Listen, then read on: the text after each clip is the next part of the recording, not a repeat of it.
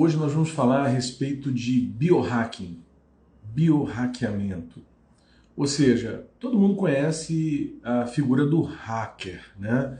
Aquela pessoa que vai hackear informações do computador das outras pessoas ou das instituições, enfim, é visto como uma pessoa, né, um invasor, né?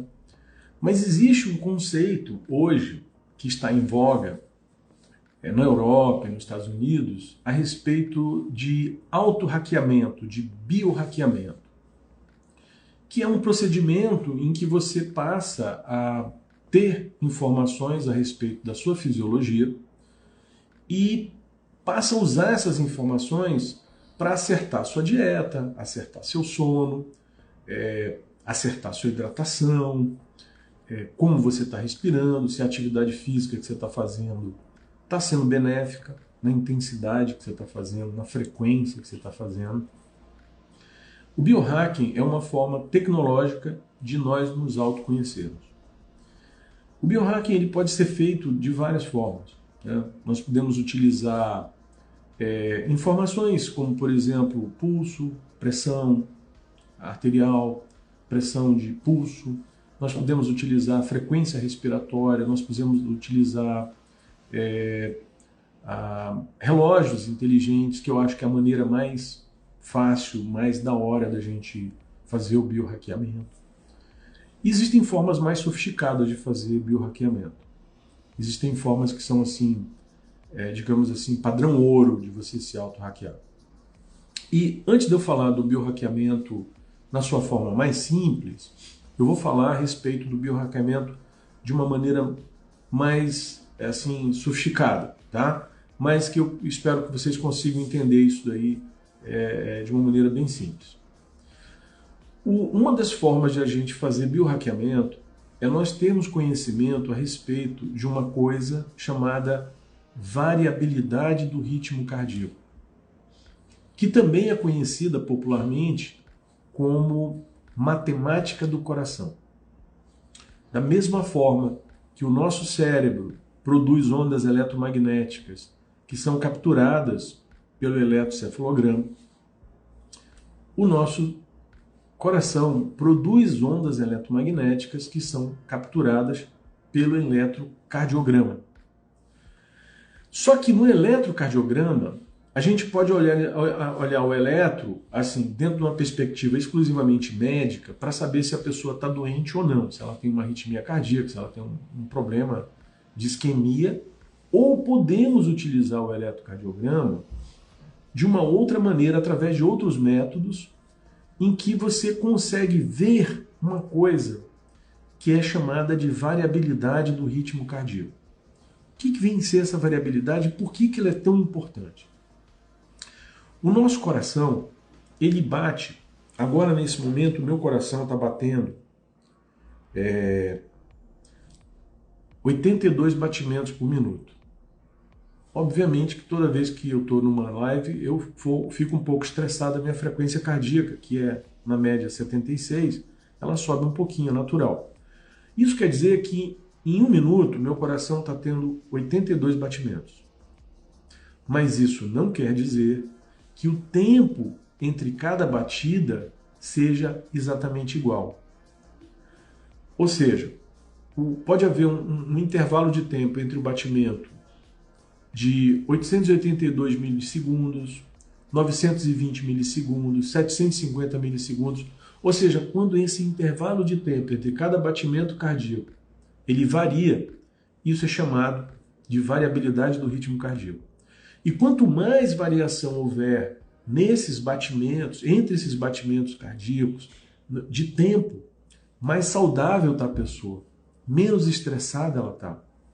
Ou seja, em estado de saúde, a nossa variabilidade do ritmo cardíaco ela é mais alta.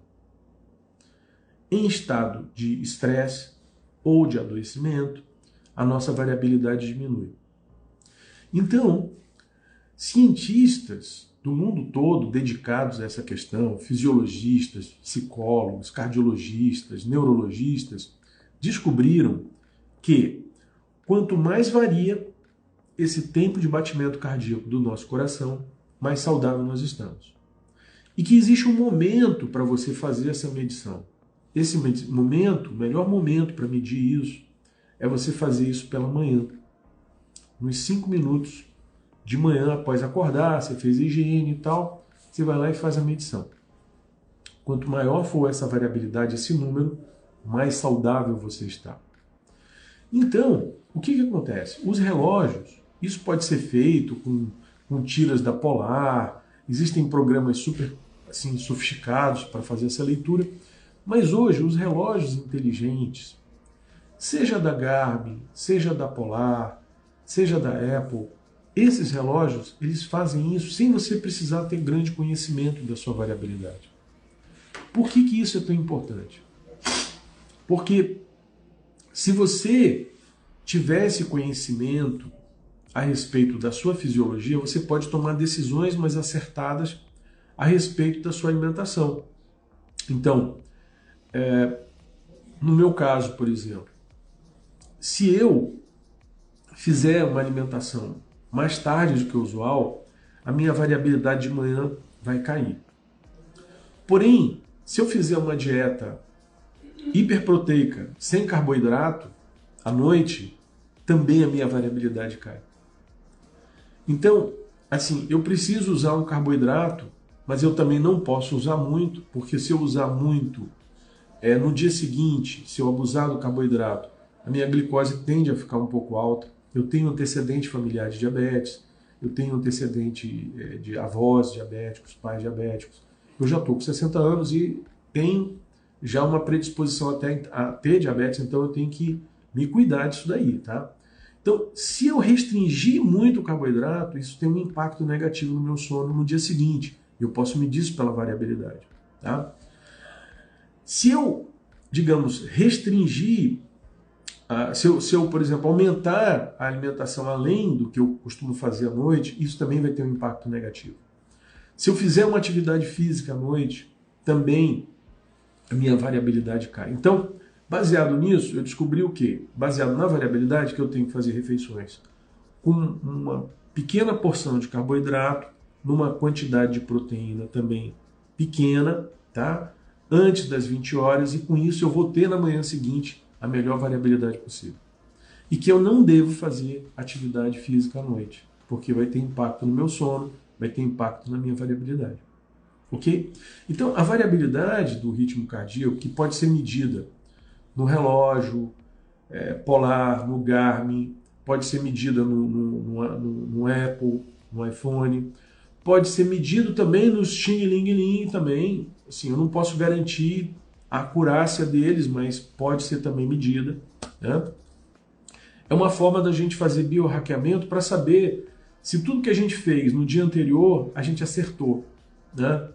Se a gente acertou, a nossa variabilidade no dia seguinte é que a gente vai saber se a alimentação foi correta, se a atividade física foi correta, se o nível de estresse que a gente teve nesse dia não ultrapassou a nossa capacidade de gerenciar estresse. É no dia seguinte que a gente vai saber de manhã se a gente se recuperou ou não. Ok? Então, você passa a ter uma ferramenta de alta tecnologia, de alta acurácia, que permite definir se o teu estilo de vida está sendo adequado para você. Ok? Por que eu digo isso? Porque tem indivíduos que podem fazer exame, atividade física à noite, podem comer grandes quantidades de proteína à noite, isso não vai ter impacto nenhum na variabilidade deles. Existe uma individualidade biológica, existe uma individualidade genética no que diz respeito à questão do indivíduo ser diurno, vespertino, ou matutino, ou intermediário. Existem essas questões. A grande questão é o seguinte: eu quero ter o meu melhor, a minha, digamos assim, a minha melhor versão, né? Por quê? Porque eu vivo num tempo que nos desafia, um tempo de grandes desafios corporativos. A gente vive num momento disruptivo em que muita coisa está mudando e a gente tem que se adaptar às mudanças. Eu vivi isso daí na minha prática médica de forma muito intensa, porque assim, Com a questão da pandemia, né, eu tive que mudar a minha maneira de trabalhar, eu tive que trocar de aplicativos que eu usava na clínica, eu tive que, enfim, nós tivemos aqui na clínica que reinventar a nossa maneira de fazer medicina, né? Até a questão do teleatendimento, enfim, tudo isso gerou um estresse em todos nós. Então, se a gente está cuidando bem do nosso corpo, através de uma nutrição adequada, de uma atividade física adequada, de um ritmo de sono adequado, a gente tem condição de suportar melhor essas mudanças bruscas que estão acontecendo e que vão continuar acontecendo. A disruptura, ela está apenas começando, tá? Nós estamos vivendo uma sociedade que ela está em processo de mudança muito acelerado. A única coisa que a gente pode fazer é procurar se instrumentalizar para a gente ter resiliência para estar aberto para adaptação. Então, quanto maior a variabilidade do ritmo cardíaco de uma pessoa, na média, tá? Porque, veja bem, você não consegue se manter numa variabilidade do ritmo cardíaco alta o tempo todo. Vai haver algum momento que ela vai cair, mas na média ela tem que estar num número elevado. É sempre a média que interessa. Digamos, é interessante, os relógios dão essas medidas, médias de variação dos últimos 28 dias.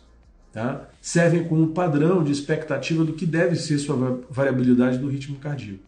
A variabilidade do ritmo cardíaco está relacionada com a hidratação adequada, com o sono adequado, com a alimentação adequada, com a atividade física adequada, com a capacidade de suportar estresse físico e mental, psíquico. Ela está relacionada com o bem-estar de uma maneira geral. Então, a variabilidade, inclusive, existem estudos que ela está relacionada, veja só, com a compaixão. Quanto maior a compaixão que você é capaz de sentir pelas pessoas, quanto maior o amor que você é capaz de sentir pelas pessoas, mais a tua variabilidade aumenta. Quando você tem um ser amado, e aí não importa quem seja esse ser amado, tá?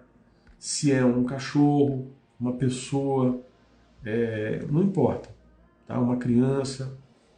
Quando você tem uma relação amorosa com outro ser, não importa que seja de outro planeta, a tua variabilidade aumenta. Né? Então, isso é uma coisa tão interessante, porque vocês imaginam assim, pessoas que vivem em asilos, idosos que vivem em asilos. Existem estudos mostrando que quando esse idoso passa a ter um animal de companhia, ou uma flor de companhia, uma planta de companhia, ou até mesmo um peixe, um passarinho, não importa. A saúde mental e física à disposição dessas pessoas aumenta e a variabilidade delas também aumenta. Então, a questão da variabilidade, ela é um GPS da nossa saúde, muito interessante da gente usar, porque isso é uma coisa que é do momento que a gente está vivendo hoje, no século XXI. Tem muita coisa ruim, tem muita coisa desagradável, o mundo está poluído, enfim, surgiu o GPT-3 aí, né?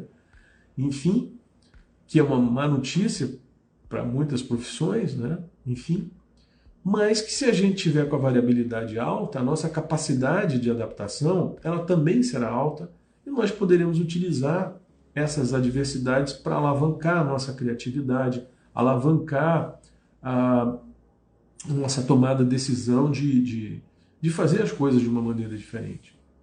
Toda a nossa energia provém do nosso corpo. Não tem como a gente separar isso. Não tem como separar a mente e o corpo. Se o corpo está funcionando bem, a mente vai funcionar bem. Se a mente está funcionando bem, o corpo também vai funcionar bem. Não tem como separar uma coisa da outra. E a variabilidade do ritmo cardíaco, o biorraqueamento do coração, ele está no meio da mente e do corpo. É o ponto de ligação entre a saúde física e mental. Então, não é à toa que os executivos, os empreendedores, os jogadores de futebol americano, de basquete, todos eles fazem biorraqueamento. O pessoal do MMA faz biorraqueamento. o pessoal que trabalha com ações, né? Esses caras que compram e vendem ações, as companhias fazem biohackamento desses trabalhadores, né? De compra e venda de ação, porque o que acontece? Se uma pessoa se mantiver 3 dias com a sua variabilidade baixa, é muito provável que essa pessoa esteja doente, com alguma virose, algum problema de saúde, ou que essa pessoa não esteja no momento legal para tomar decisões. Então essa pessoa é tirada desse processo de tomada de decisão de compra e venda de ação, porque isso pode resultar em prejuízos muito grandes. E se um coach, né, a psicóloga comportamental, vai avaliar se essa pessoa tem condição, o que está vendo com ela, por que ela não está bem. Né? Então, o biohackamento hoje, em empresas, em startups, né, que assim você precisa saber que você vai errar muito e que você precisa corrigir rápido, é uma ferramenta muito interessante de autogestão.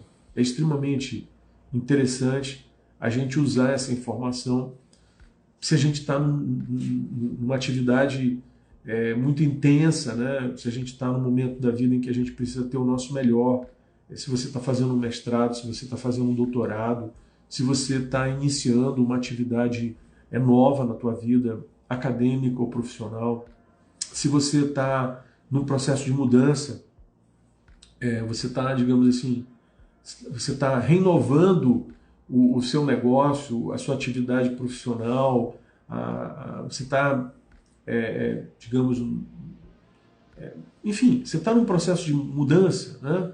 Então, para que você consiga fazer essa mudança adaptativa, você precisa estar bem. Então, você precisa se concentrar na sua saúde também, no seu bem-estar, porque não adianta você separar, por exemplo, o teu trabalho da tua saúde, do teu bem-estar físico e mental. Não tem como fazer isso. Você só pode fazer isso se você realmente considerar que o teu instrumento de trabalho mais importante da tua empresa, do teu consultório, do teu escritório, enfim, do teu fazer, é você como um todo. Né? Você é a alma do seu negócio, da sua fábrica, do serviço que você trabalha, você é a alma disso daí. Então, se você estiver bem, a repercussão disso vai ser sentida em todo o entorno. E é muito interessante saber o seguinte, que a variabilidade ela é percebida, tá? As pessoas que estão no entorno, elas percebem essas ondas eletromagnéticas, que é através delas que a gente faz a mensuração da variabilidade do ritmo cardíaco. As pessoas percebem a tua energia. Então, imaginem vocês, se vocês estão assim, numa sala, de olhos vendados, e entra dentro da sala 4 soldados de tropa de elite.